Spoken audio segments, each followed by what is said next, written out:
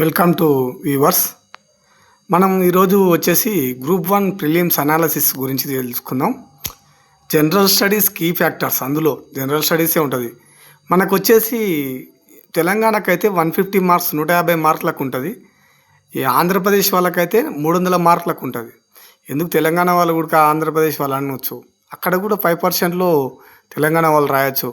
వాళ్ళు ఇక్కడ రాస్తుంటారు మ్యాక్సిమంగా.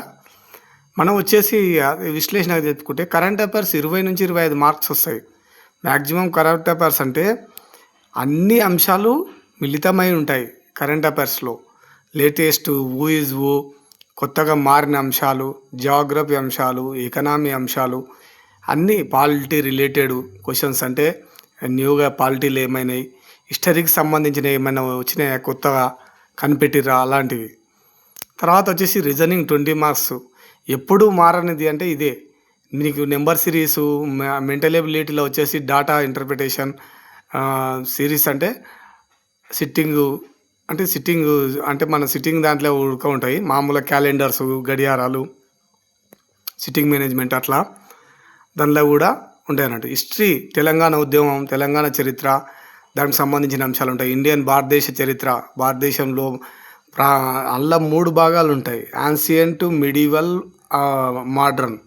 అంటే ఆధునిక, ప్రాచీన, మధ్యయుగ.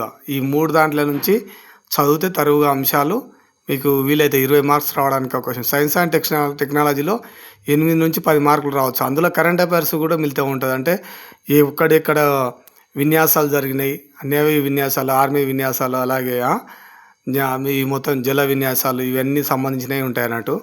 అలాగే వరల్డ్ పాలిటిక్ గవర్నెన్స్లో వచ్చేసి రీసెంట్గా వచ్చిన కేసులు సంబంధించి ఆ రీసెంట్గా కేసులు సంబంధించి ఉంటాయి అన్నట్టు. మామూలుగా సుప్రీంకోర్టు, హైకోర్టు ఏమి ఇచ్చినాయి ఆ కేసుల గురించి ఉంటాయి. అలాగే మొత్తం పాలిటిక్స్ సంబంధించిన ఎవరు మార్చారు, గవర్నర్లు ఏమైనా మారేరా, వీళ్ళన్నీ కూడా పాలిటిక్ దానికి కరెంట్ అఫైర్స్కు మిళితమే ఉంటాయి. వరల్డ్ జియోగ్రఫీలో వరల్డ్లో ఇప్పుడు జరుగుతున్న ఉక్రెయిన్ వార్ కానీ, అలాగే ఇప్పుడు ఇరాన్, ఇజ్రాయెల్ వారు, అమెరికాకు దానికి సంబంధించిన చుట్టుముట్టు అంశాలు కూడా చాలా ఇంపార్టెంట్. ఇంటర్నేషనల్ రిలేషన్లో ఐక్యరాజ్య సమితి పాత్ర, ఐక్యరాజ్య సమితి ఎన్ని అంగాలు ఉంటాయి, IMF ఏంది, IBRD ఏంది, ఇవన్నీ సంబంధించిన ఇంటర్నేషనల్ సంస్థలు, దానికి సంబంధించిన అంగాలు, ఇవన్నీ కూడా మిళితమై ఉంటాయి మామూలుగా.